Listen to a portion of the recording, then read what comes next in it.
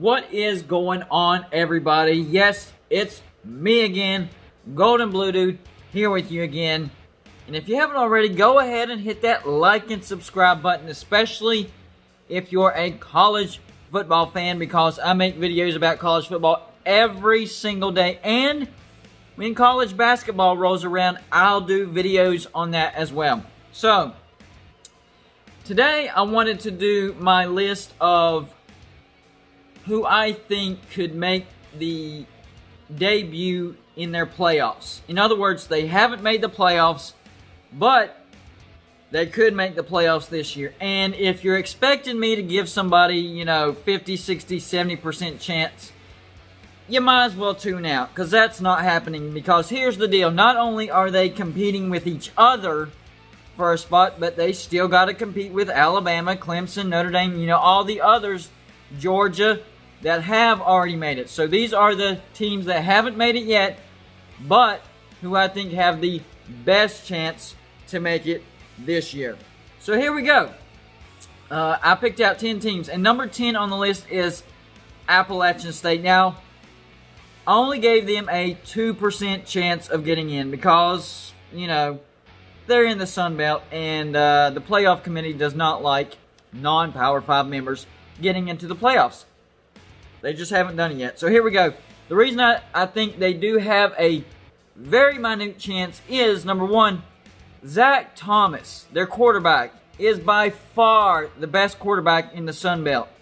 And they also have two running backs, talking about Appalachian State still, two running backs that are capable of having 1,000-yard rushing seasons. And yes, that is taking into account it's only a 10-game season. They also have talented wide receivers Corey Sutton and Thomas Hennigan. Those guys are back, and they're great. 4 of their 5 offensive linemen are back. And last year's defense held teams to 20 points per game. And a lot of that will be back as well. The D-line, they will wreak havoc. And cornerbacks Sean Jolly and Shamar Jean Charles will lead a great secondary who likes to take the ball away. So, the linebacking court, that will be led by DeMarco Johnson. He is the leader on the defense, and he will be back, and that defense will be good. So, the two games that really pop out on their schedule is at Marshall, and we saw Marshall this past week against Eastern Kentucky. And even if Eastern Kentucky is the worst team ever, Marshall looked really, really good. So that's going to be a tough game. And then a home game against Louisiana Lafayette. They're going to be a good team as well. So I give Appalachian State a 2% chance to make their playoff debut at number 10. Number 9 is going to be Cincinnati. And once again, the reason they're so low is because they're in a non-Power 5. They're in the AAC. I give Cincinnati a 5% chance of making their playoff debut. Why? Because they get 10 starters back on defense, and their defense only allowed 21 points per game last year. Quarterback Desmond Ryder, he is one of the best quarterbacks in the AAC. Running back Warren, he's gone. He was their leading rusher, but running back Jared Jukes, he should make the transfer from Warren seamlessly, and they also get a Bama transfer, Jerome Ford. So I think their running game will be just fine. They also have wide receiver Alec Pierre. He's a great target, and he'll be reliable. And let's look at their impact games. I think versus Army, because we saw what Army did against Middle Tennessee. At SMU, look, SMU underperformed against Texas State, so I think they'll be a much better team than what we saw. They get Memphis at home. I don't think Memphis will be as good as they usually are. At UCF and at Temple. So those two road games at the end of the year will really define Cincinnati's season. So at number 9, Cincinnati with 5%. Number 8 is going to be UCF. I give them 7%. Now, quarterback Dylan Gabriel, he's right up there with Cincinnati's Desmond Ryder. Now, their running back situation is in very good standing. They are 3 deep. All of them are really good. Wide receivers Trey Nixon and Marlon Williams have proven to be big play receivers. They're back.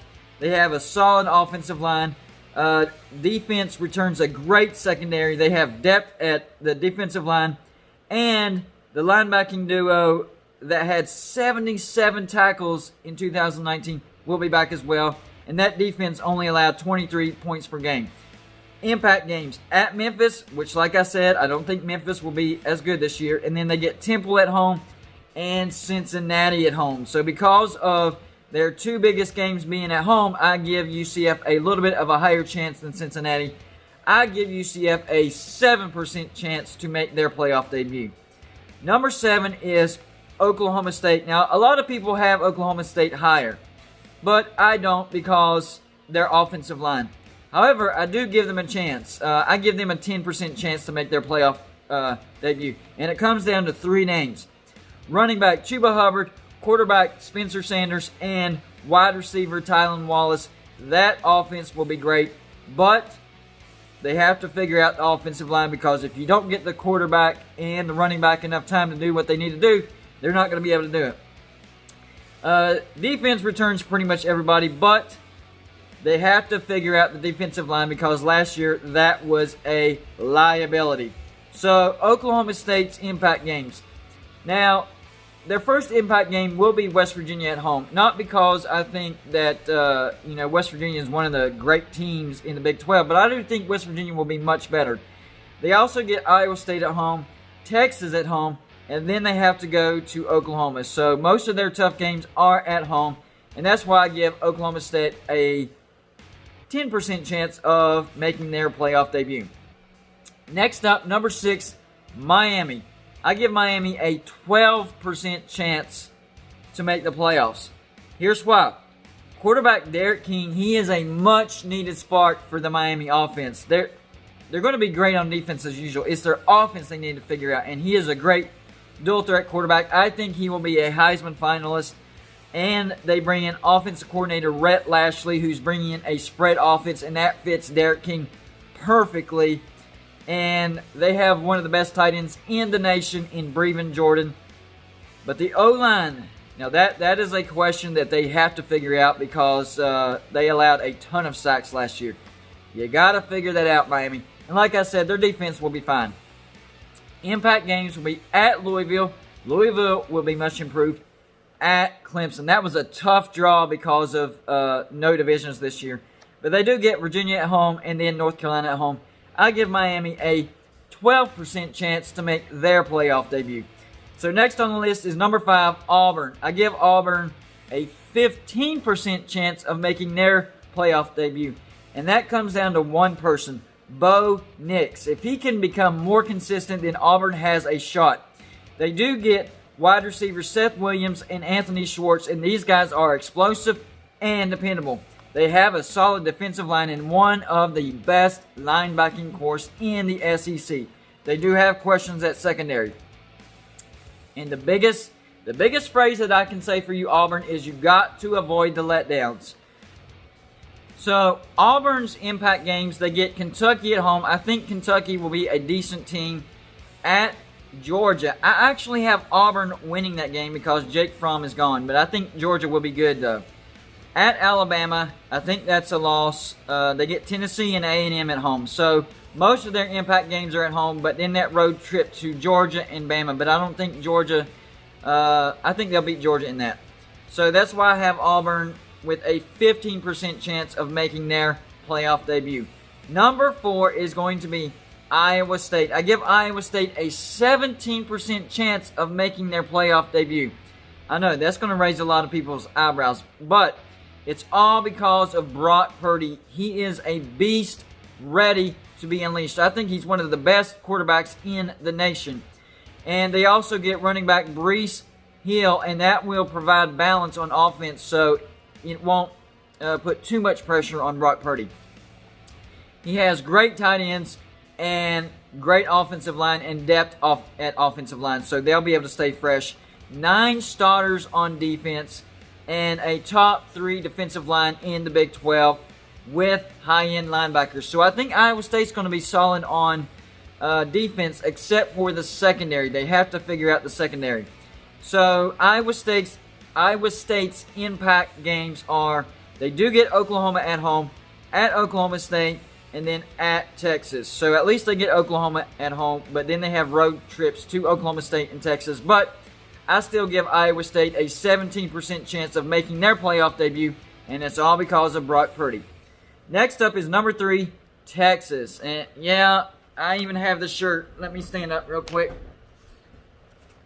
There you go. Just so you know, that's the way I feel about Texas. But I try to be honest as well. So number 3 on the list is Texas, and I give them a 20% chance of making their playoff debut.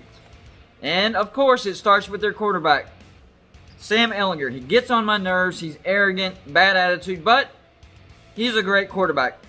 People forget he's a dual threat as well. And here's the big thing. They get passing coordinator Joe Brady, and he will try to do for Ehlinger what he did for Joe Burrow last year. So, yeah, I think their offense will be even better. So, their leading wide receivers are gone, but they do get Brennan Eagles and Jake Smith, and they should be reliable go-to receivers. 3 of their offensive linemen are back. I don't think they'll be a liability. They have great depth at running back, and the defense is transitioning from a 3-4 to a 4-3, so I think they'll get more pressure on the quarterback. And to go along with that, their defensive line is already great. In the defensive backs, they do get Jalen Green, Deshaun Jamison, Josh Thompson, and Chris Adamore. So they gained valuable experience last year, so I think they'll be all right in that secondary. And they have NFL talent at safety. So Texas is actually going to be pretty good on defense this year, I think. So their impact games are the neutral game against Oklahoma, if that stays intact, at Oklahoma State, and then Iowa State at home. And that's why I give Texas a 20% chance to make their playoff debut. So number 2 on the list is going to be Florida. Yes, they are kind of high on this list. 25% chance of making their playoff debut. And it's because of Kyle Trask. He has come a long way. And with Fromm, Burrow, and Tua gone, he's probably the best returning quarterback in the SEC. They have a balanced offense. Last year they averaged 300 yards passing a game and 130 rushing yards a game. The defense will be good, as usual, and Todd Grantham will have them ready to play, and they hit hard. So their impact games at Ole Miss. Don't underrate that game. Ole Miss does have talent. And they also have to go to Texas A&M. They get that neutral game against Georgia. I think if they can beat Georgia, that ups their chances of making the playoffs tremendously. So this might come down to one game. They get Kentucky at home and then at Tennessee. So that's why I give Florida a 25% chance of making their playoff debut. So the number 1 team I have to make their playoff debut, and I have them at a 30% chance, is North Carolina. I know, they're getting a lot of hype. There's a reason.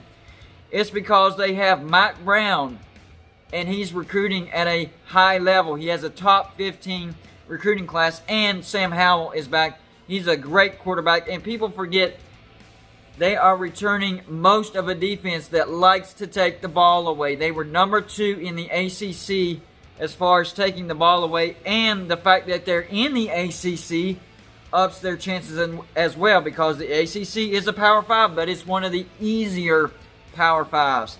And they did not draw a tough schedule. They didn't draw Clemson. They have to go to Virginia. I think that'll be a win.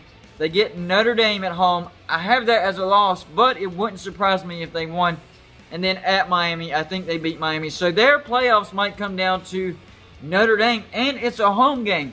So it's not a far stretch to think that North Carolina can either go undefeated or 9-1, maybe pull off an upset in the ACC championship game, and back their way into the playoffs. So I give North Carolina a 30% chance to make their playoff debut. And like I said, they have talent, but a favorable schedule as well. So all of these teams' percentages are based on having to compete against each other, being in a Power 5, strength of schedule, and competing against the teams that usually make the playoffs. So there you go, my top 10 teams that I think could make their playoff debuts in 2020. Like and subscribe if you haven't already. And I'll see you on my next video.